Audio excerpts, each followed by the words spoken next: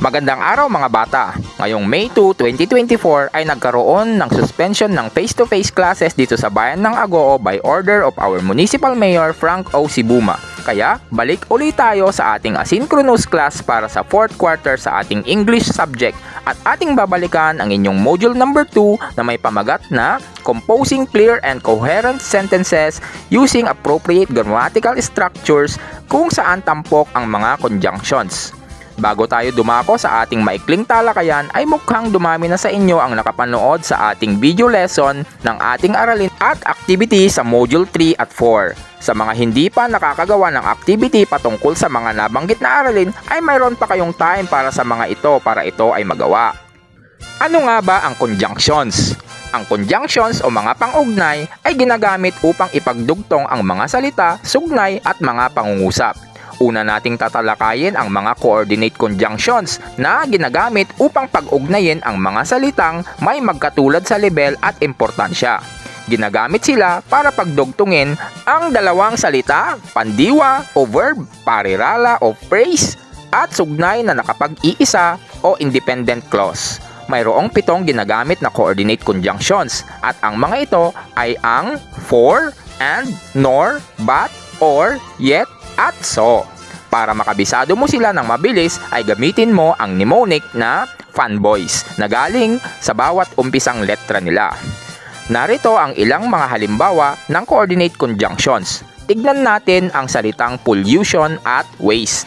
Ang mga ito ay may pagkakatulad ng level kaya ginamitan sila ng coordinate conjunctions para maiugnay sa isa't isa. Narito naman ang gamit ng mga 7 conjunctions. Ang for ay ginagamit para magpakita ng rason, dahilan o layunin. Ang and ay ginagamit para mag-ugnay ng magkakaparehas. Ang nor ay nag-uugnay ng magkaiba at negatibong ideya. Ang but at yet ay nag-uugnay naman ng magkaibang ideya. Ang or ay nag-uugnay ng mga pagpipilian. At ang so ay ginagamit sa pagpapakita ng resulta o kinalabasan. Narito naman ang mga alituntunin sa paggamit ng coordinate conjunctions. Gumamit ng comma bago ang coordinate conjunction sa pag-uugnay ng dalawang sugnay na makapag-iisa. Ang sugnay na makapag-iisa o independent clause ay parang isang buong pangungusap na ito dahil ito ay kompleto at may buong diwa. Samantalang ang dependent clause o sugnay na di makapag-iisa ay hindi kompleto at hindi buo ang diwa. Hindi ginagamit ang comma sa pag-uugnay ng dalawang salita. Subalit, kapag 3 o higit pang salita ang pinag-uugnay ay gumagamit na nito at inilalagay bago ang coordinate conjunction.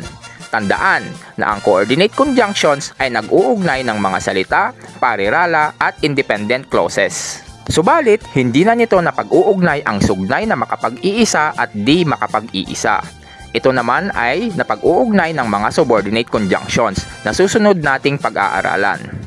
At ito naman ang sasagutan ninyong gawain para sa module na ito. Maaari ninyong i-post ang video upang ito ay inyong makopya at masagutan sa isang buong papel at ito ay inyong ipapasa sa Lunes, May 6, 2024. At iyan ang maikling talakayan sa English 6 Module number 2. Magkakaroon pa tayo ng talakayan patungkol dito at sa inyo pang mga ibang modules sa inyong pagbabalik para sa face-to-face classes. Kaya huwag kayong mawawala. Ako nga pala si Teacher Ferds na bumabati sa inyo ng Happy 19th Dinengdeng Festival Agoo. Hanggang sa muli, paalam!